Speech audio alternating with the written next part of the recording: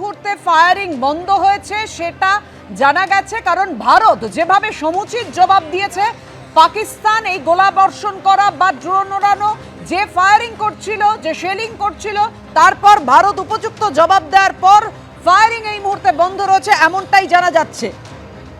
শ্রীনগর উপত্যকায় যেভাবে বিস্ফোরণের শব্দ শোনা গেছে কিছুক্ষণ আগেই, ওমর আব্দুল্লাহ তিনি প্রশ্ন তুলেছেন কোথায় অস্ত্রবিরতি, আর বিভিন্ন শহরে ফের ব্ল্যাকআউট। জম্মু, বাড়মের, রাজস্থান, ফিরোজপুর, শ্রীনগরের ডাল লেক, আরএসপুরা সেক্টর, পাঠানকোট, দেখুন ছবিটা একেবারে সেই চেনা ছবি। গত কয়েকদিন যে ছবিটা দেখেছিলাম, সংঘর্ষ বিরতির কথা শুনে আমাদের মনে হয়েছিল যে ছবিটা বদলাতেও শুরু করেছিল, কিন্তু না, মুহূর্তের মধ্যেই পাকিস্তানের স্বভাবোচিত যে আচরণ, তার ফলে মুহূর্তের মধ্যে ছবিটার আবার বদল ঘটলো। আমাদের সঙ্গে রয়েছেন আমাদের প্রতিনিধি সন্দীপ সরকার। সন্দীপ, রাত আরো গভীর হচ্ছে, এই মুহূর্তের আপডেট দাও আমাদের। দেখো, অনেকক্ষণ পর্যন্ত জম্মুর আকাশে আর কোনো নতুন করে কোনো ড্রোন দেখতে পাইনি আমরা, যেটা এখনো পর্যন্ত ওই প্রথম দিকে যে 9 থেকে 10টি ড্রোন আমরা উঠতে দেখি, এবং যে 9 থেকে 10টি ড্রোনকে একদম আমাদের চোখের সামনে পরপর ধ্বংস করা হয়, তারপর থেকে এখনো পর্যন্ত কোনো ড্রোন দেখা যায়নি জম্মুর আকাশে। তবে হ্যাঁ, দূর থেকে আর্টিলারি ফায়ারের আওয়াজ কিন্তু পাওয়া গিয়েছে। অন্তত দুবার আর্টিলারি ফায়ারের আওয়াজ জম্মু শহরে দাঁড়িয়ে কিন্তু পাওয়া গেছে। আমরা জানি যে জম্মুর খুব কাছেই বেশ কয়েকটি আন্তর্জাতিক বর্ডার রয়েছে এবং রয়েছে নিয়ন্ত্রণ রেখা। একদিকে যেরকম জম্মুর খুব কাছেই রয়েছে আরএসপুরা, তার একটু পরেই রয়েছে সাম্বা সেক্টর, তারপরে রয়েছে আখনুর সেক্টর।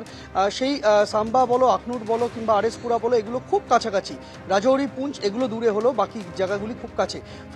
ফলে মূলত রাজৌরিতে যখনই সিজফায়ার ভায়োলেশন হয়েছে গতকাল রাতে বা গত পরশু রাতে, পুরো রাত ধরে কিন্তু আমরা এই আর্টিলারি ফায়ারের আওয়াজ শুনতে পেয়েছি। সেটা ভারতের দিক থেকেও করা হয়েছে, তারও আওয়াজ পাওয়া গেছে, এবং উল্টো দিক থেকে পাকিস্তানের দিকেও সিজফায়ার ভায়োলেশনের যে ঘটনা ঘটানো হয়েছে তার আওয়াজ পাওয়া গেছে। তবে এখনও পর্যন্ত ওই দুবার আর্টিলারি ফায়ারের আওয়াজ এবং 9 থেকে 10টি ড্রোনের উড়ে আসা এবং সেগুলি ধ্বংস হয়ে যাওয়া, এরপর থেকে মোটামুটিভাবে 30 মিনিটের মতো সময় কেটে গেছে। নতুন করে কিন্তু আর ড্রোন দেখতে পাইনি আমরা জম্মুর আকাশে। পাপিয়া, নতুন করে আর ড্রোন দেখা যায়নি জম্মুর আকাশে, এবং ভারত উপযুক্ত জবাব দেওয়ার পর ফায়ারিং বন্ধ হয়েছে। এলওসি তো তেমনটাই জানা যাচ্ছে। আর কি কি আপডেট রয়েছে? আমাদের সঙ্গে রয়েছেন আমাদের প্রতিনিধি অতনু হালদার। অতনু, জানাও।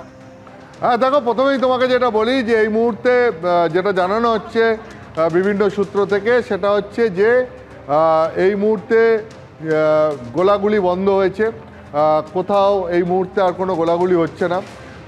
সীমান্ত জুড়ে দুপক্ষের মধ্যেই যে গোলাগুলি শুরু হয়েছিল সেটা বন্ধ হয়েছে, এবং যে ড্রোনগুলোকে, পাকিস্তানি ড্রোনগুলো ভারতের আকাশে ঢুকে পড়েছিল, সেগুলোকে সবকটাকে নামিয়ে দেওয়া সম্ভব হয়েছে।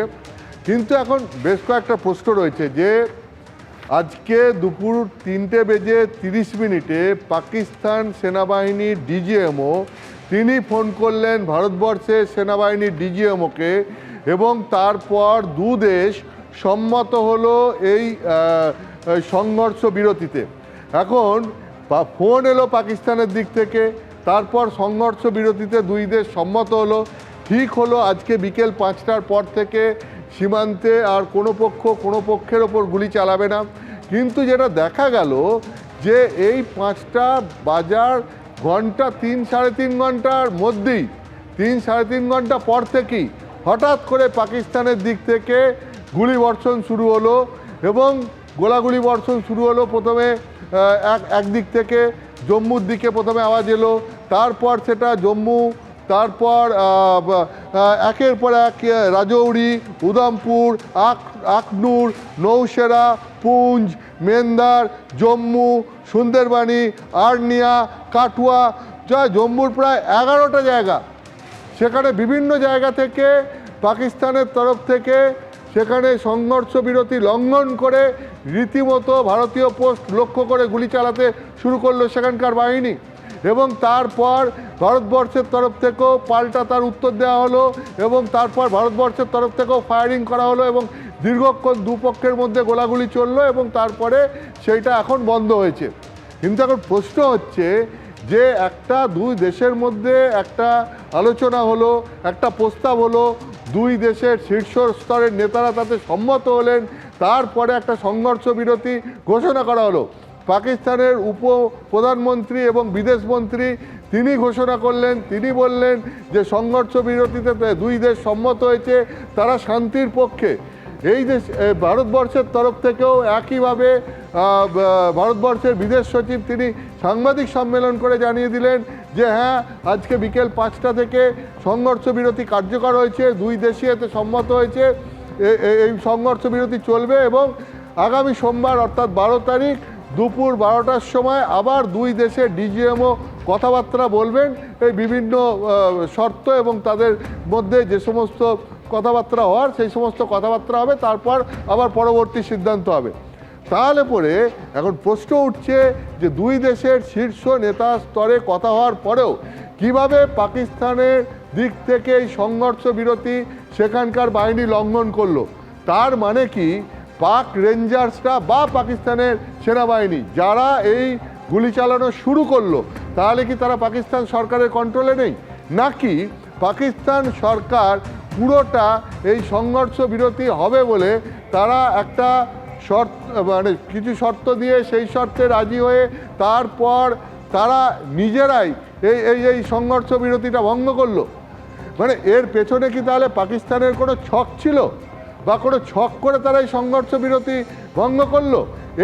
এই প্রশ্ন উঠছে যে গোটাটার পেছনে পাকিস্তানের কি আবার কোনো গুপ্ত উদ্দেশ্য রয়েছে, গুপ্ত লক্ষ্য রয়েছে? এই রহস্য এখনো ভেদ করা সম্ভব হয়নি, কিন্তু গোটা বিষয়টা যে পাকিস্তানের তরফ থেকে রীতিমতো বিশ্বাসভঙ্গ করা হয়েছে এটা পরিষ্কার বোঝা যাচ্ছে।